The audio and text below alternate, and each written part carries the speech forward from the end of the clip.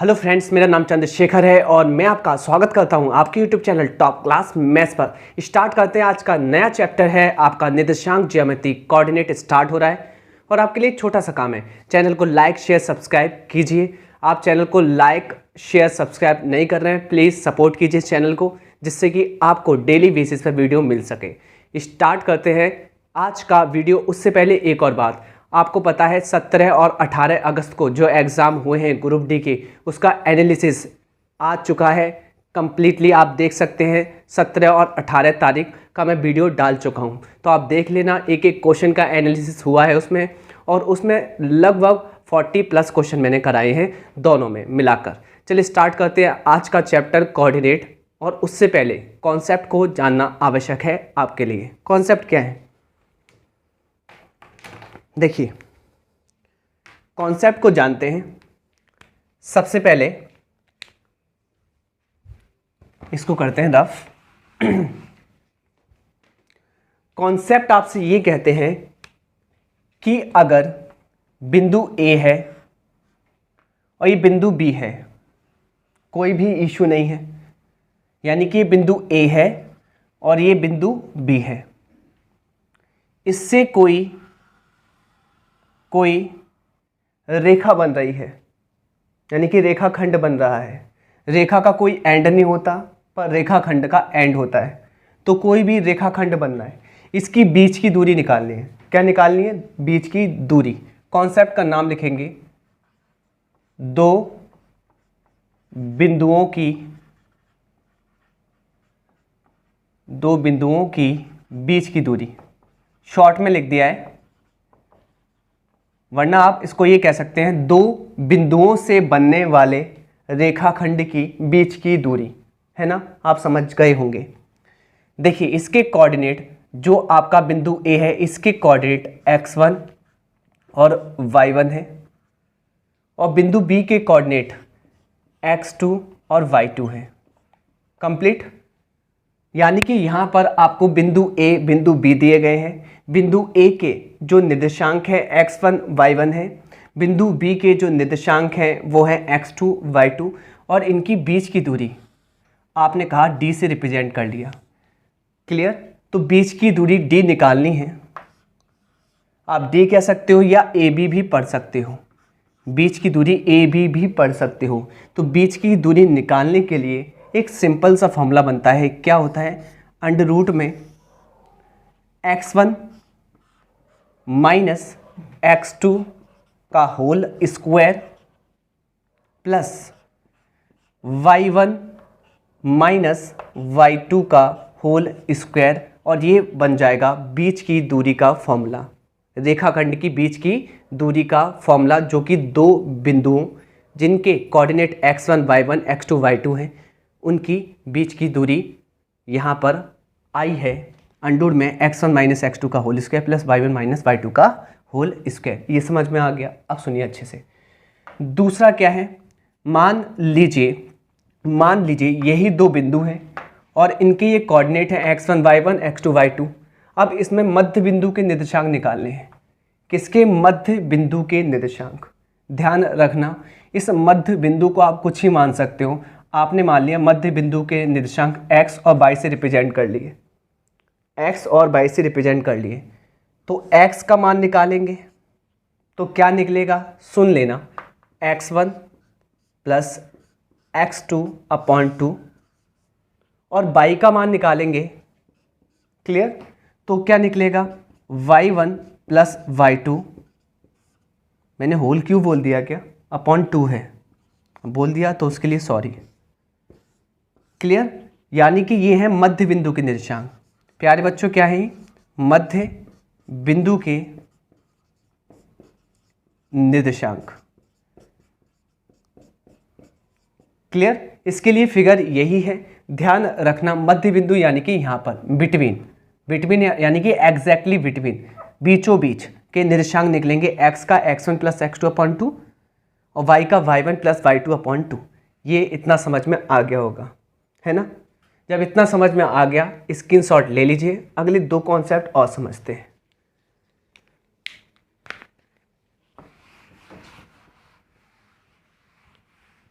अब देखिएगा, यहाँ पर आपको समझना है, ये बिंदु A है, इसके कोऑर्डिनेट x1 और y1 है। ये बिंदु B है और इसके कोऑर्डिनेट x2 और y2 है। क्लियर? ये कोई रेखाखंड है। क्लियर? कोई भी इश्यू नहीं है। अब सुनिएगा, होता क्या है, यहाँ पर एक बिंदु P बीच में होता है, बीचों बीच में नहीं, बीच में होता है। इसके कोऑर्डिनेट होते हैं x, y, है ना। ये करता क्या है, ये करता क्या है, इस रेखाखंड को दो भागों में डिवाइड करता है। ये वाला भाग पढ़ा जाता है m और ये वाला भाग पढ़ा जाता है m। ये वाला भाग m और ये वाला भाग n। कन्फर्म? इसका मतलब ये है, इसका मतलब ये है P उन बिंदु के निर्देशांक है, P उन बिंदु के निर्देशांक है जो बिंदु A और बिंदु B जिनके coordinate x1 y1 x2 y2 है, उसको दो भागों में विभक्त करता है, जो कि m और n है। और ये जो विभाजन है ये अंदर हुआ है, ये जो विभाजन है वो अंदर हुआ है, इसलिए हम कहते हैं अंतः विभाजन। क्लियर? अंतः विभाजन बिंदु के निर्देशांक, बिंदु के निर्देशांक जो कि x, y है। कैसे करना है मैं अच्छे से बता देता हूँ। जैसे ही आपको x का मान निकालना है, क्लियर, कॉन्सेप्ट लिख दिया है। जैसे ही x का मान निकालना है, कैसे करते हैं मैं आपको रटवा देता हूँ। कैसे रटवाना है मैं आपको समझा देता हूँ। ये m है, m लिखा, ये n है, n लिखा, यानी कि न्यूमेरेटर में भी m और n लिखा और डिनोमिनेटर में भी m और n लिखा, ऊपर भी जोड़ा और नीचे भी जोड़ा कोई भी इशू नहीं है। बस ध्यान रखना है, यहाँ पर आपको करना है x2, क्लियर, कोई भी इशू नहीं, यहाँ पर करना है x1 का मल्टीप्लाई, बस हो गया। यानी कि आपको जो अंतः विभाजन बिंदु के निर्देशांक मिलेंगे, x की वैल्यू वो मिलेगी mx2 प्लस nx1 अपॉन में m प्लस n।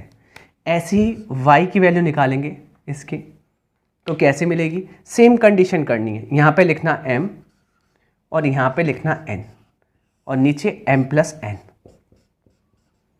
क्योंकि आप y की कोऑर्डिनेट निकाल रहे हैं तो यहाँ आएगा y2, यहाँ आएगा y1। ये समझ में आ गया होगा। आ गया है तो स्क्रीनशॉट ले लीजिए। अगला कॉन्सेप्ट समझते हैं। देखिए अगला कॉन्सेप्ट आपसे क्या कहता है, अच्छे से सुनिएगा। अगला कॉन्सेप्ट कहता है कि एक त्रिभुज है, इसके शीर्ष A, B और C हैं, कोई भी इशू नहीं है, कोई भी इशू नहीं है। जो शीर्ष A है उसके जो कोऑर्डिनेट हैं x1 y1 है, शीर्ष B के x2 y2 है, शीर्ष C के x3 y3 है ना। और इसका निकालना है क्षेत्रफल। और अभी ये जो 18 तारीख को एग्ज़ाम हुआ है, 18 अगस्त को ग्रुप डी, उसमें ये क्वेश्चन आया है। क्लियर? ये कब आया है, ये अभी 18 जो अगस्त 2022 ग्रुप डी का एग्ज़ाम हुआ है उसमें ये आया है। तो ये बहुत ज़्यादा इम्पोर्टेंट है। कैसे करना है देख लीजिए। मैंने कहा अगर क्षेत्रफल निकालना है तो निकालने का तरीका क्या है, डायरेक्टली आप क्षेत्रफल निकालने के लिए आप क्या करेंगे मैं आपको समझाता हूँ। 1/2, कोई भी इशू नहीं है। ब्रैकेट में आप क्या लिखेंगे सुनिएगा, सबसे पहले x1 लेना है, कोई भी इशू नहीं है, कोई भी इशू नहीं है, ठीक है। फिर आपको यहाँ x2 लेना है, फिर आपको यहाँ पर x3 लेना है, क्लियर, और ब्रैकेट को क्लोज कर लेना है। जैसे ही x1 लेंगे, जैसे ही x1 लेंगे तो करेंगे क्या, सुनना अच्छे से। आपने 1 लिया है तो आप y2 माइनस y3 करेंगे, y2 माइनस y3 करेंगे, प्लस जैसे ही आपने x2 लिया है, क्योंकि आपको पता है 1 2 3, फिर 2 के बाद कौन आएगा, 3 आएगा, क्लियर। तो y3 माइनस y1 करेंगे, यहाँ भी प्लस। अब 3 के बाद क्या आएगा, 3 के बाद 1 आएगा, क्लियर, कोई भी इशू नहीं है। तो करेंगे y1 माइनस y2, याद करने का तरीका, जैसे गिनतियाँ हैं 1 2 3, 1 2 3, पहले 1 के बाद 2, 2 के बाद 3, 3 के बाद 1, 1 के बाद 2, 2 के बाद 3, देखो ऐसे ऑर्डर है 1 2 3, अब 1 को छोड़ देंगे 2 3, देखो 2 3 फिर 1, 2 3 1, ओके, फिर चलिए 3 1 2, देखो बन गया फॉर्मूला। याद करने का तरीका, ठीक है, तो समझ में आ गया। क्षेत्रफल ऐसे निकाल सकते हैं और इसमें ये क्वेश्चन भरे पड़े हैं, ठीक है। करते हैं पहले प्रश्न के साथ, ये समझ में आ चुका होगा। सबसे पहले आपने क्या पढ़ा है, आपको दो बिंदु दिए गए थे, बिंदु ए और बिंदु बी, उससे आपने एक रेखाखंड बनाया और उसकी बीच की दूरी निकाली। क्लियर, बीच की दूरी कैसे निकलती है, तो आपने डी से रिप्रेजेंट किया और आपने कहा अंडूर में x1 माइनस x2 का whole square plus y1 minus y2 का होल स्क्वायर। दूसरा, आपने बिंदु ए और बिंदु बी से रेखाखंड तो खींच लिया है, इसके मध्य बिंदु के एग्जैक्टली बिटवीन मध्य बिंदु के निर्देशांक निकालने, तो आपने क्या किया, x की वैल्यू निकालने के लिए जो मध्य बिंदु का निर्देशांक है x की वैल्यू निकालने के लिए x1 plus x2 upon 2, y की वैल्यू निकालने के लिए y1 प्लस y2 अपॉन 2 कर दिया। उसके बाद जो थर्ड पड़ा है, बिंदु ए है, इसके कोऑर्डिनेट है, बिंदु बी है, इसके कोऑर्डिनेट है, एक रेखाखंड है और यहाँ पर बीच में एक बिंदु P है। क्लियर, यानी कि कह सकते हैं कि बिंदु P पर ये रेखाखंड कट होता है दो भागों में, पहला भाग M, दूसरा N। क्लियर, और ये अंतः विभाजन है, अंदर विभाजन है, तो अंतः विभाजन बिंदु के निर्देशांक निकालने के लिए, जो कि x, y माने आपने, x का मान निकालने के लिए mx2 plus nx1 upon m plus n, y का निकालने के लिए my2 प्लस ny1, कोई भी इशू नहीं, नीचे m प्लस n। समझ में आ गया। और तीसरा तो ये पॉइंट है ही है, त्रिभुज का क्षेत्रफल, जो कि अच्छे से समझाया गया है। कॉन्सेप्ट समझ में आ गए। अब चलते हैं सवाल पर। तो पहला प्रश्न आपकी स्क्रीन पर है ये, अब इसको करेंगे बड़ा कर दीजिए। और आपके लिए छोटा सा काम है, अगर वीडियो अच्छा लग रहा है तो भाई शेयर कीजिए। क्लियर, कोऑर्डिनेट में से इसमें सवाल आ रहे हैं और सवाल आएंगे ही, ठीक। देखिए, बिंदु ए है, उसके निर्देशांक 1,2 है, बी की 3,4 है, सी की 4,1 है। एक ऐसा त्रिभुज के शीर्ष है जो कि है, कौन सा त्रिभुज है, तो मैंने कहा आपने ये त्रिभुज मान लिया, ये ए, ये बी, ये सी। ए की कोऑर्डिनेट 1,2, बी के कोऑर्डिनेट 3,4 और सी के कोऑर्डिनेट 4,1 है। अब आपसे ये पूछता है ये कौन सा त्रिभुज है। अब मैं आपको बताऊं, अभी जस्ट मैंने बताया था कि बिंदु ए और ये बिंदु बी, क्या इसकी बीच की दूरी निकाल लें। अगर बीच की दूरी निकाल लेंगे तो भुजा निकल आएगी। क्लियर, क्या निकल आएगी, भुजा। और भुजा कैसे निकलती है, अगर बच्चों की तरह पढ़ाया जाए तो फॉर्मूला लगाऊंगा, वरना डायरेक्टली बताऊं तो भुजा निकलेगी x1। चलो एक सवाल बता देता हूँ जिससे आपको समझ में आ जाए। तो अगर मैं ए बी निकालूंगा, ए बी यानी कि ये वाली बीच की दूरी जो मैंने डी से रिप्रेजेंट की थी फर्स्ट कॉन्सेप्ट में, कैसे बताया है, अंडूर में x1 माइनस x2 का whole square plus y1 minus y2 का होल स्क्वायर, है ना। x1 क्या है, आपको मानना पड़ेगा ये x1, ये y1, ये x2, ये y2, ये x3, ये y3। यहाँ x1 क्या है 1, क्लियर, 1 माइनस x2 क्या है, आपने कहा 3 का होल स्क्वायर प्लस y1 क्या है, आपने कहा 2 और y2 क्या है, आपने कहा 4 का होल स्क्वायर। कोई भी इश्यू नहीं है अंडूर में। एक में से 3 जाएगा, माइनस का 2 बचेगा और माइनस का कभी भी स्क्वायर करते हैं वो तो हो जाएगा प्लस। 2 का स्क्वायर आपने कहा आएगा 4 प्लस 2 में से 4 के -2, माइनस पर घात 2 है, इवन है तो प्लस ही हो जाएगी। फाइनली यहाँ -2 का स्क्वायर करेंगे तो यहाँ भी 4 आएगा। तो अंडूर में 8 आंसर आ गया। कितना आ गया, अंडूर 8। इसी बात को डायरेक्टली समझाना चाहूँगा कि पेपर में ऐसे नहीं करना आपको बच्चों की तरह। कैसे करना है, देखो x1 माइनस x2, एक में से 3 गया तो आपने कहा 2 बचा, 2 का स्क्वायर कर दो हो जाएगा 4 प्लस 2 में से y1 माइनस y2, 2 में से 4 गया, आपने कहा -2 और 2 का स्क्वायर कर दूं। अरे माइनस आप पढ़ो मत, क्योंकि स्क्वायर करेंगे तो प्लस ही होगा।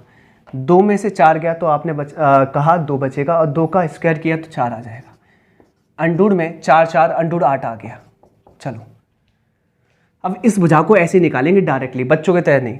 चलो यहाँ पर क्या करेंगे, x1 माइनस x3, इन दोनों के बीच की दूरी निकाल रहे हैं।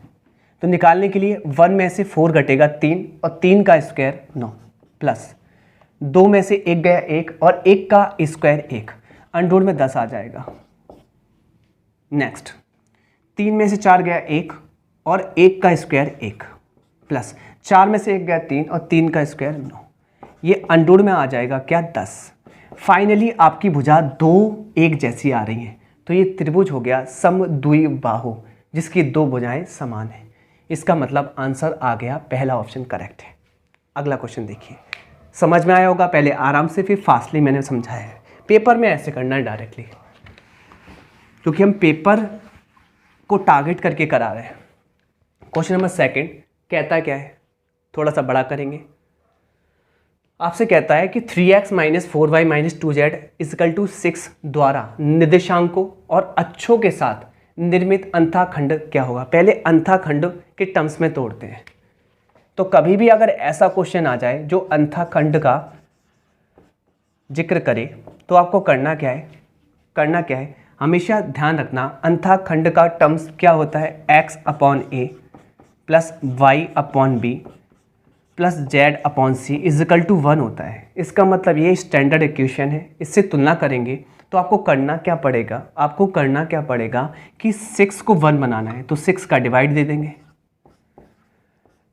कोई भी इशू नहीं है। डिवाइड दिया आपने 6 का तो हुआ क्या, आपने कहा मुझसे x upon 2 minus 2 upon 3y minus 1 upon 3, काट दिया ये 2 अपॉन 3 और 1 upon 3, z equal to 1। But क्या ये अंतःखंड के टर्म्स में है, आपने कहा नहीं। क्यों, क्योंकि यहाँ x अकेला है, बिल्कुल ठीक है, ये वैलिड है।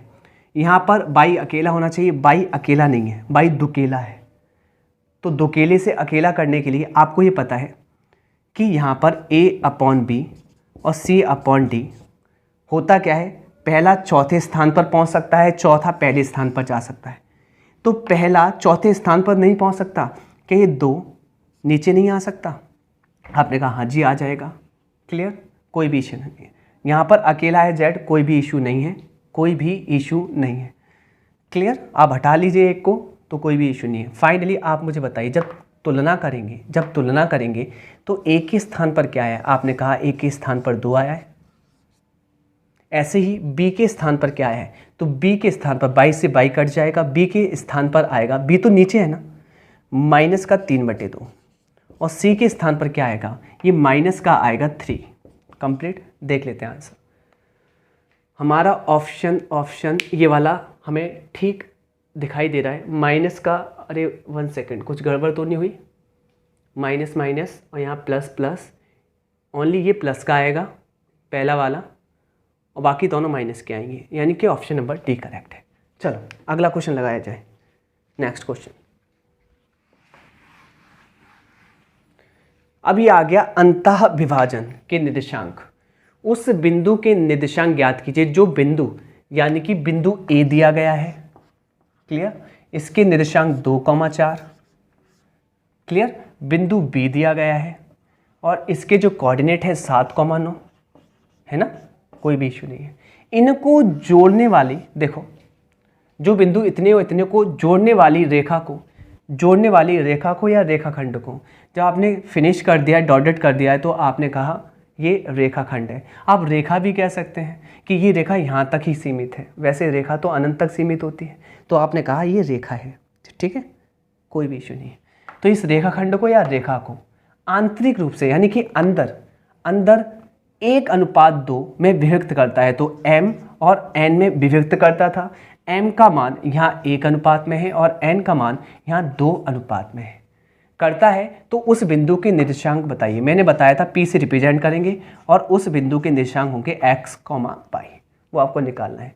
तो x निकालने के लिए, यानी कि आप कह सकते हैं px निकालने के लिए, या आप x ही पढ़ लीजिए, कोई इशू नहीं है। निकालने के लिए अभी जस्ट मैंने आपको रटवाया था, यहाँ m यहाँ n प्लस यहाँ भी m, यहाँ n। क्लियर। अगर आप x के फॉर्म में निकाल रहे हैं कोऑर्डिनेट तो यहाँ आएगा x2, यहाँ x1। क्लियर। यहाँ पर देख लीजिए m की वैल्यू क्या है, आपने कहा 1 इंटू x2 क्या है, ये हमारा x1 होता है, ये हमारा होता है y1 और ये होता है हमारा x2, ये होता है y2। ये कोऑर्डिनेट होते हैं हमारे। तो यहाँ पर हमारा x2 क्या है, x2 है 7 प्लस n क्या है, n है हमारा 2 और x1 क्या है हमारा 2 अपॉन m प्लस n, दोनों को जोड़ लेंगे, 2 और 1 3।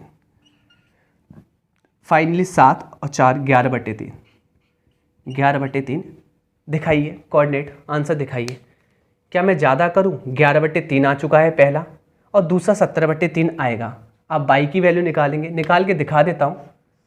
आप y की वैल्यू निकालेंगे तो क्या आएगा आपका पी वाई, अगर आप निकालेंगे यानी कि y की कोऑर्डिनेट निकालेंगे तो क्या आएगा, सेम फॉर्मूला रखना है आपको, m y2 plus n y1 upon में m प्लस n। यहाँ देखिए m की वैल्यू क्या है, आपने 1 लिखा गुणा y2 कितना है, y2 आपने 9 कहा प्लस n क्या है 2 और y1 क्या है 4 अपॉन m प्लस n, ये हो जाएगा आपका 3 और आंसर आएगा 17/3। तो ऑप्शन आपका सी करेक्ट है, बिल्कुल करेक्ट है। अगला प्रश्न लगाया जाए, अगला प्रश्न लगाया जाए, बिल्कुल समझ में आया होगा। देखो क्वेश्चन नंबर 4 एक अच्छा प्रश्न है। कहता क्या है, एक्स अक्ष के सापेक्ष बिंदु 7,8 का परावर्तित प्रतिबिंब। पहली बात तो आप मुझे बताइए यहाँ पर आप 7,8 से क्या समझ में आया है। इसका मतलब ये है एक्स भी पॉजिटिव है और वाई भी पॉजिटिव है। अगर मैं क्वाड्रेंट खींचूं अच्छे से सुनिएगा, एक्स पॉजिटिव इधर रहता है और वाई पॉजिटिव इधर रहता है, यानी कि फर्स्ट क्वाड्रेंट में। यानी कि इन बिंदु को मैं दर्शाऊं तो आप मुझसे कहेंगे अगर यहाँ पर 0 है और यहाँ पर 1 है, यहाँ पर 2 है, यहाँ पर 3 है, यहाँ पर 4 है, यहाँ पर 5 है, यहाँ पर 6 है और यहाँ पर आपका 7, यहाँ पर आपका 8। ऐसे ही यहाँ पर आपका अच्छे देखना 1 है, आपका यहाँ 2 है, आपका 3 है, आपका 4 है, आपका 5 है, आपका 6 है, आपका 7 है और ऊपर आपका 8 है, ऊपर 9 है और ये प्लस का वाई एक्सिस है। इसका मतलब पहले ये जो कोऑर्डिनेट थे, निर्देशांक थे, इनकी स्थिति क्या थी, इनकी स्थिति ये थी कि x अक्ष पर 7 और y अक्ष पर 8। तो x अक्ष पर 7 और y अक्ष पर 8, इसको बढ़ाओ और इसको बढ़ाओ तो यहाँ पर ये इंटरसेक्ट कर रहे थे। तो यहाँ पर कोऑर्डिनेट आ रहे थे 7,8, है ना। इन्होंने क्या किया है कि परावर्तित प्रतिबिंब, एक प्रतिबिंब लगा दिया। परावर्तित यानी किसका, उल्टा। अगर प्रतिबिंब लगा देंगे तो ये उल्टा डायरेक्शन हो जाएगा, ये वाला ऊपर से नीचे पहुंच जाएगा, ऊपर से नीचे पहुंच जाएगा। अब देखना अच्छे से, मैंने कहा यहाँ x पॉजिटिव है, x क्या है, पॉजिटिव। अगर जैसे ही नीचे आएगा यहाँ पर तो x तो पॉजिटिव ही रहेगा क्योंकि ये पॉजिटिव साइड है। अगर y की बात करूँ, ऊपर पॉजिटिव रहता है, नीचे नेगेटिव रहता है y, तो y हो जाएगा नेगेटिव -8। क्लियर, क्योंकि ये पॉजिटिव एक्स एक्स है, पॉजिटिव एक्स अक्ष है, यानी कि इधर भी पॉजिटिव इधर भी पॉजिटिव। अब y की बात करूं तो y ऊपर पॉजिटिव है, नीचे नेगेटिव है, तो नीचे नेगेटिव हो जाएगा। आंसर आ जाएगा 7, -8, जो कि ऑप्शन डी करेक्ट है। देखिए समझ में आया होगा आपके। क्वेश्चन हार्ड नहीं है, ऊपर ही ऊपर हो जाता है वो तो, और आपको मैंने फिगर से समझाया। अगला क्वेश्चन, क्वेश्चन नंबर 5 क्या कहने की कोशिश करता है, देख लेंगे। प्यारा सा क्वेश्चन है। एक समांतर, इसको करेंगे बड़ा, एक समांतर चतुर्भुज है, थोड़ा साइड में लगाइए, हाँ ठीक है। एक समांतर चतुर्भुज है, क्लियर, कोई भी इशू नहीं है। आपने समांतर चतुर्भुज बना लिया, क्लियर। ये आपका ABCD समांतर चतुर्भुज है, इसके आमने सामने की भुजाएं समांतर है, कोई भी इशू नहीं है। इसके जो शीर्ष है वो ABCD है। ये आपसे क्या कहता है, अच्छा PQRS है, ओके, इसने माना है PQRS, मान लेते हैं। ये P है तो ये Q है, ये R है, तो ये S है। क्या कहता है कि इनके कोऑर्डिनेट दिए गए हैं। P का कोऑर्डिनेट क्या है? P के कोऑर्डिनेट है -1, -1। Q के कोऑर्डिनेट क्या है? 8, 0 और R के कोऑर्डिनेट क्या है? 7, 5 और S के कोऑर्डिनेट क्या है वो आपको निकालने हैं। तो मान लीजिए x, y। हाँ जी, अब क्या कहता है? S के निर्देशांक निकालने। कैसे निकालेंगे देखिए मैं आपसे एक बात कह दूँ, अगर ये समांतर चतुर्भुज है तो जो इसके विकर्ण हैं आपस में क्या करते हैं? समद्विभाजित करते हैं। क्लियर? समद्विभाजित करते हैं।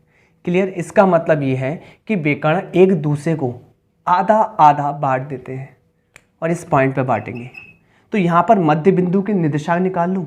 इस विकर्ण का मध्य बिंदु का निर्देशांक और इस विकर्ण का मध्य बिंदु का निर्देशांक दोनों बराबर होंगे, यहीं पर निकलेंगे। क्लियर? कोई भी इश्यू नहीं है। अगर इन दोनों जो आपकी रेखाएं दिखाई दे रही है या आप रेखाखंड बोल लीजिए, इसके मध्य बिंदु के निर्देशांक आएंगे यहाँ पर और इसके भी यहीं पर आएंगे। अगर दोनों के आएंगे तो दोनों के मध्य बिंदु के निर्देशांक समान है। तो मैं ये कह सकता हूँ ना मैं अच्छे से कह सकता हूँ कि जो QS है, जो आपका QS है, उसके मध्य बिंदु के निर्देशांक बराबर होंगे किसके? PR के मध्य बिंदु के निर्देशांक। आंसर आ जाएगा इससे, निर्देशांक। चलो अब करेंगे।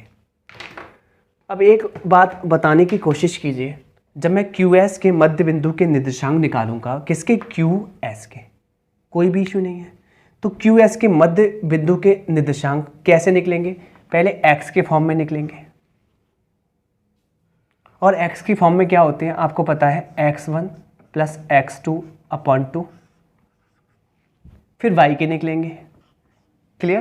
क्योंकि मध्य बिंदु बीच में अगर QS के मध्य बिंदु के निर्देशांक निकालूंगा मैं तो x, y आएंगे, उनकी वैल्यू निकाल रहा हूँ। y की वैल्यू y1 + y2/2 है ना? क्लियर? और ये बराबर होंगे, कहने का मतलब ये है, मैं आपसे ये कह रहा हूँ यहाँ पर कि QS के मध्य बिंदु के निर्देशांक बराबर होंगे PR के मध्य बिंदु के निर्देशांक। जब मैंने निकाला निर्देशांकों को तो कितना आया? आपने मुझसे कहा, देखिए यहाँ पर अगर मैं बात कर रहा हूँ Q और S, तो यहाँ पर आपका x1 क्या है? 8 और x2 क्या है? x। तो 8 + x/2। क्लियर? ये x की वैल्यू आ गई। आप कुछ और मान लीजिए। चलो ऐसा कर लेते हैं, इसको मान लेते हैं हम Q और इसको मान लेते हैं S। QS के मध्य बिंदु के निर्देशांक, ये समझ में आ जाएगा। ठीक है? क्लियर? मान लेते हैं, कोई भी इशू नहीं है। तो यहाँ पर आपने या आप x1 y1 मान लो, ये इसको x2 y2 मान लो तो बेटर रहेगा। x1 मान ले, अरे भाई x1 तो मान चुके हैं, इसको आप p मान लीजिए, कोई इशू नहीं है, p। क्लियर? और यहाँ पर निकाल लीजिए s के क्या आएगा मध्य बिंदु के निर्देशांक? इसके लिए y1 + y2, y1 0 और y2 y, 0 + y/2 है ना? तो ये जो निर्देशांक आए हैं, ये वाले इसके आए हैं निर्देशांक, जो कि आए हैं आपके 8 + x/2। मैं कह सकता हूँ QS के मध्य बिंदु के निर्देशांक क्या आए? x के फॉर्म में आए 8 + x/2 और y के फॉर्म में आए y/2। 0 हटा दीजिए, y/2। ऐसे PR के मध्य बिंदु के निर्देशांक निकालिए, PR के। तो ये कितना आएगा? आप कहेंगे x1 + x2, इन दोनों को जोड़ेंगे, आधा करेंगे ऐसे, तो साथ में -1 जोड़ेंगे तो आएगा कितना? आपने कहा 6 का आधा करेंगे तो आएगा 3। ऐसे ही शॉर्ट कर रहा हूँ थोड़ा सा, ऐसे ही आप y के टर्म्स में निकालेंगे। 5 में y y1 में y2 जोड़ेंगे, 5 में -1 जोड़ेंगे तो 4, और 4 का आधा करेंगे तो आएगा 2। जब तुलना करेंगे तो x की x से होगी, यानी कि पहले वाले की पहले वाले से, दूसरे वाले की दूसरे वाले से, आंसर आ जाएगा। तो करिए, पहले वाले की पहले वाले से तुलना कीजिए। क्लियर? कोई भी इशू नहीं है, कर लेते हैं, यहाँ पर कर लेते हैं। तो 8 + x/2 = 3, ये आएगा 8 + x = 6, x की वैल्यू आ जाएगी -2। यहाँ पे इसका कर लेते हैं y का, y की वैल्यू कितनी आ जाएगी? y/2 = 2 है, तो y = आ जाएगा कहाँ पे लिख दूँ, y इक्वल टू आ जाएगा 4। दोनों कोऑर्डिनेट निकल आए, दोनों कोऑर्डिनेट निकल आए। कोऑर्डिनेट आएंगे किसके मध्य, किसके निकालने, s के आएंगे आपके, जो x, y है। x का मान आया -2 और y का मान आया है आपका 4, -2, 4, जो कि ऑप्शन नंबर ए करेक्ट है। अगला क्वेश्चन देखेंगे।